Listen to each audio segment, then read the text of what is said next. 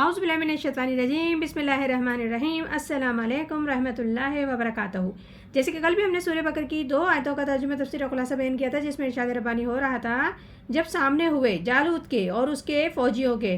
تو کہنے لگے اے ہمارے رب ڈال دے ہمارے دلوں میں صبر، جمع رکھ ہمارے پاؤں مضبوطی سے اور ہماری مدد کر اس کافر قوم کے مقابلے پر۔ پھر شکست دی مومنوں نے جالوت کے لشکر کو اللہ کے حکم سے اور قتل کر ڈالا داؤد علیہ السلام نے جالوت کو، اور دی داؤد علیہ السلام کو اللہ نے سلطنت حکمت سکھایا ان کو جو چاہا، اور اگر نہ ہوتا دفع کر دینا اللہ کا بعض لوگوں کو بعض کے ذریعے تو خراب ہو جاتی زمین، لیکن اللہ بہت بڑا مہربان ہے جہان والوں پر۔ آگے ارشاد ربانی ہے تلک آیات اللہ نتلوہا علیک بالحق، یہ آیات ہیں ہم تجھ کو سناتے ہیں بالکل ٹھیک ٹھیک، یعنی کہ یہ اللہ تعالیٰ کی آیات ہیں جو ہم آپ کو پڑھ کر سنا رہے ہیں حق کے ساتھ۔ اور یہ قول حضرت جبرائیل علیہ السلام کہہ رہے ہیں کہ اے مسلمانوں، اے محمد صلی اللہ علیہ وآلہ وسلم، جو ہم آپ کو پڑھ کر سنا رہے ہیں یہ آیات اللہ کی آیات ہیں اور حق کے ساتھ ہیں۔ وَإِنَّكَ لَمِنَ الْمُرْسَلِينَ، بے شک آپ رسولوں میں سے ہیں، اور یقیناً اے محمد صلی اللہ علیہ وآلہ وسلم آپ رسولوں میں سے ہیں۔ آگے ارشاد ربانی ہے تلک رسول فضلنا بعضهم علی بعض، یہ سب رسول فضیلت دی ہیں ہم نے بعض کو بعض پر۔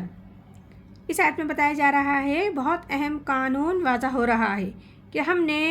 ان رسولوں میں سے بعض رسولوں کو بعض رسولوں پر فضیلت دی ہے،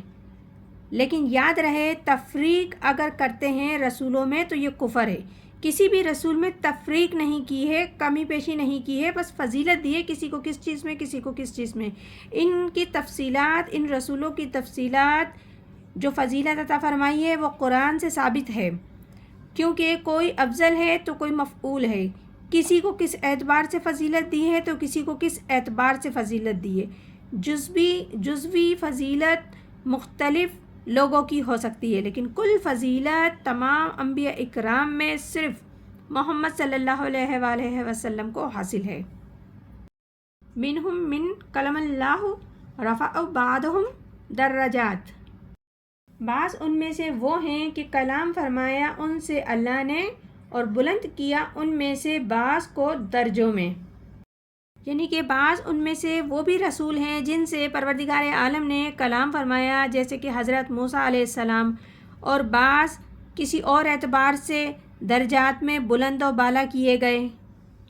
وَآتَيْنَا عِیسیٰ ابْنَ مَرْیَمَ الْبَیِّنَاتِ وَأَیَّدْنَاهُ بِالرُّوحِ الْقُدُّوسِ، اور دیے ہم نے عیسیٰ بن مریم کو کھلے کھلے معجزات، اور ہم نے تائید کی اس کی روح القدوس یعنی جبرائیل سے،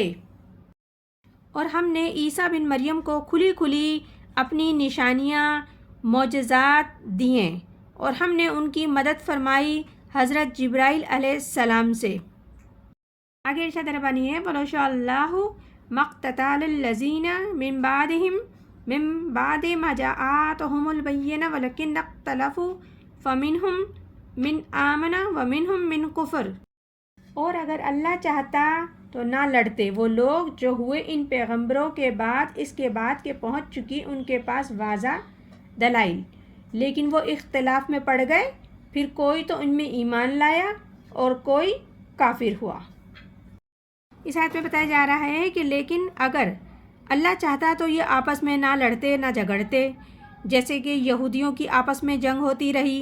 وہ نہیں ہوتی، نہ یہود نصارہ کی جنگ آپس میں ہوتی، نہ نصارہ کے فرقے آپس میں لڑتے، اس کے بعد کہ ان کے پاس واضح تعلیمات آ چکی تھی، لیکن انہوں نے پھر بھی اختلاف کیا۔ ان میں سے وہ بھی ہیں جو ایمان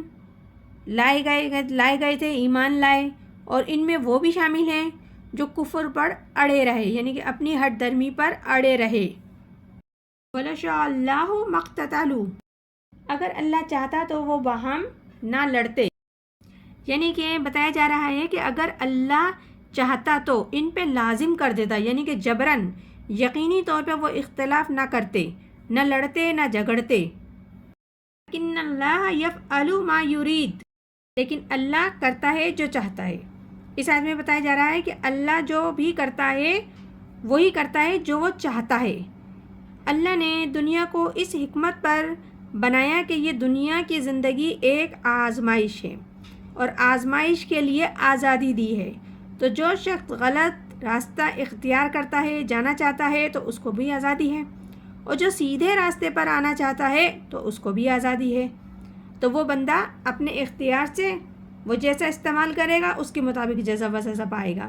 یہ سورہ بقر ہے جس کے بھی ہم نے 2 صورتوں کا ترجمہ تفسیر خلاصہ بیان کیا ہے۔ انشاءاللہ تعالی مزید بھی آگے کرتے رہیں گے۔ پروردگار عالم ہم سب کو قرآن پاک صحیح طریقے سے پڑھنے، سمجھنے، عمل کرنے کی توفیق عطا فرمائے۔ آمین ثم آمین۔ جزاک اللہ۔